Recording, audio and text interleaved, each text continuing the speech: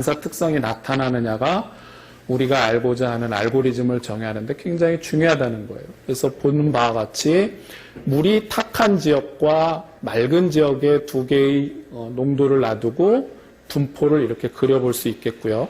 그러한 분포를 그린 걸 바탕으로 해서 여기에 보면 블루, 그린, 레드, 니어 IR. 니어 IR은 어떤 밴드에 해당되나요? 기택이?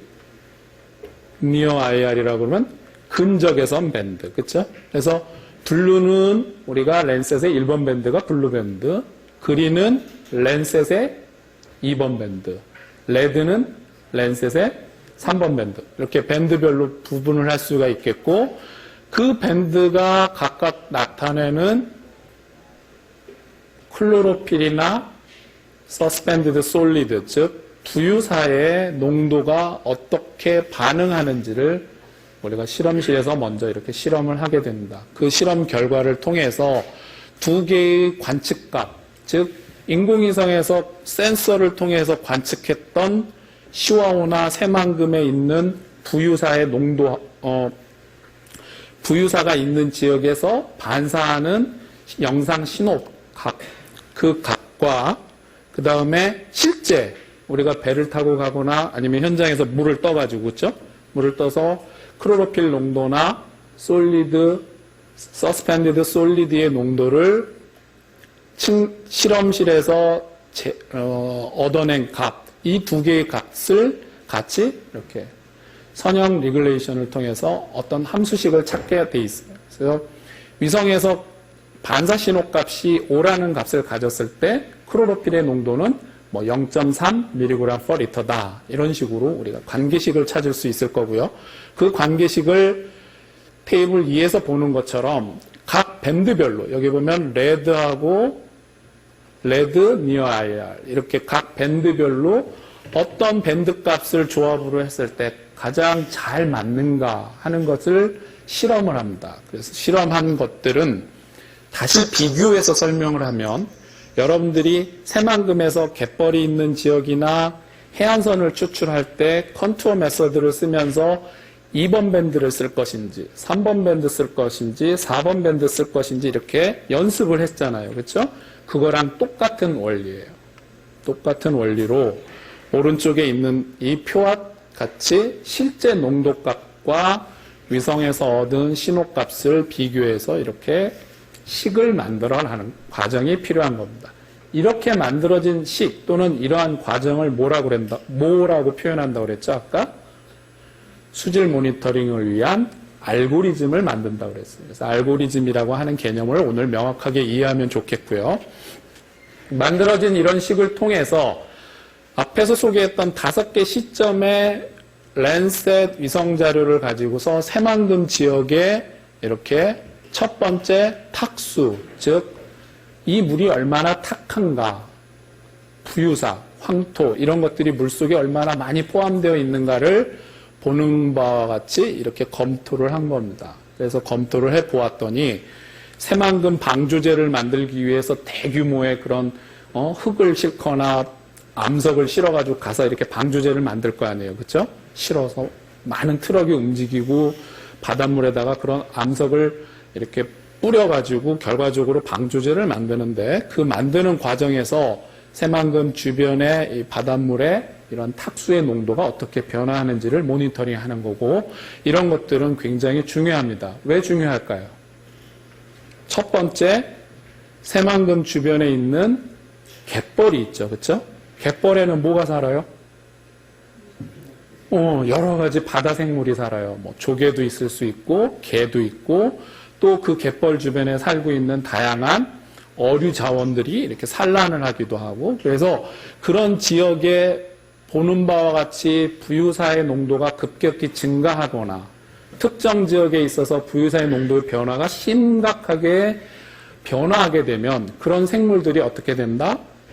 서식처를 잃게 되고 또 살아가기가 어렵게 된다. 해서 환경 모니터링을 하는 데 있어서도 보는 바와 같이 이러한 탁수 모니터링 자료를 활용하게 됩니다. 굉장히 중요한 활용 사례가 되겠고요.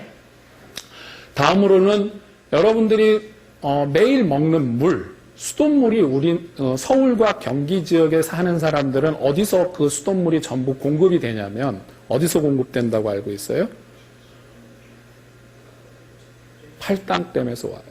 팔당댐에서 팔당 상수원 취수탑이라고 하는 데가 있는데 거기서 물을 끌어들여 가지고 그 물을 우리가 먹을 수 있는 수돗물로 정수 처리를 해서 상수도 파이프를 통해 여러분 가정까지 이렇게 공급이 되는 겁니다. 그 공급되는 물들이 궁극적으로 여기가 어디냐면 보시는 바와 같이 서울이 여기고요. 경기도의 북쪽, 남쪽, 그 다음에 이쪽이 바로 팔당 댐이 있는 지역이고 위쪽으로 되어 있는 부분이 북한강, 남한강, 경안천 여기가 팔당댐이 되겠어요. 그래서 2천만 수도권에 거주하고 있는 우리나라 대부분의 많은 사람들이 수돗물을 공급받는 이 팔당 지역에 있어서 만약에 수질이 급격히 악화되거나 아까 말했던 것처럼 북한강 지역에 녹조가 급격히 막 발생을 했다. 그 발생한 기간이 한 달, 두 달 이렇게 오랜 시간 동안 지속된다. 그러면 우리가 그 물을 쓸 수 있을까요? 없을까요? 없죠. 상수도를 공급하는데 큰 문제가 생깁니다. 그래서 이 수질이 왜 그렇게 변화하는지 또는 수질이 계속 어떻게 변화하고 있는지에 대해서 공간적으로 분석하기 위해서 수질 모니터링을 하게 되는데 여러 가지 방법을 쓰겠죠. 현장에 가서 물을 뜨거나 배를 타고 가가지고 내가 알고 싶은 지점에 어떤 장비를 설치를 해서 그 지점에서의 수질을 갖다가 분석하는 방법들도 쓸 수가 있을 거예요. 근데 그런 방법들은 대부분 포인트 투 포인트 방식. 무슨 말이냐면 한 점에서의 수질만을 모니터링할 수 있는 방법이고 지금 보는 바와 같이 이렇게 공간적으로는 분석할 수가 없어요. 그래서 인공위성 데이터하고 비교를 하기 위해서 우리가 뭐가 또 필요하다고 그랬죠? 현장에서 관측한 현장 데이터가 꼭 필요하다고 그랬어요. 그래서 그 데이터를 관측하는 장비가 이게 수질을 측정하는 장비인데 이런 장비를 가지고 가서 수온 또는 우리가 아까 좀 전에 살펴봤던 탁도 이런 것들에 대한 측정 항목들을 현장에서 관측을 합니다. 관측을 한 날짜가 이렇게 쭉 제시됐고 그 위치를 여러분들 뭐 GPS를 갖고 가게 되면 위 경도로 어느 지점에서 우리가 수질을 관측했다 하는 것들을 작성할 수 있겠죠. 그래서 보는 바와 같이 앞에 GPS 장비를 이용을 해서 설명했던 관측 지점들을 이렇게 표현을 한 거고요. 그 관측 지점 주변의 모양을 우리가 살펴볼 필요가 있어요. 왜? 수질을 측정했는데 여기가 전혀 개발이 안 된 아주 자연적인 하천 주변 지역에서 수질을 측정을 한 것이냐 아니면 굉장히 뭐 공사가 막 이루어지고 있거나 뭐 주변에 공장이 많거나 하는 것들도 미리 살펴볼 필요가 있어요. 그래서 그런 지점들을 이렇게 현장에 가서 사진으로 조사를 합니다. 특정한 지점은 뭐 아파트가 많이 발달돼 있고 어느 지점은 뭐 교량이 있고 또 어떤 지점은 주변에 뭐 농가나 농사 비닐하우스와 같은 것들이 있다. 이런 것들을 미리 사전에 알 필요가 있겠죠. 이렇게 얻어진 자료를 바탕으로 해서 여러분들이 해야 될 일, 즉 위성영상 자료 처리에서 할 수 있는 가장 핵심적인 역할이 이번 슬라이드에 나타나 있어요.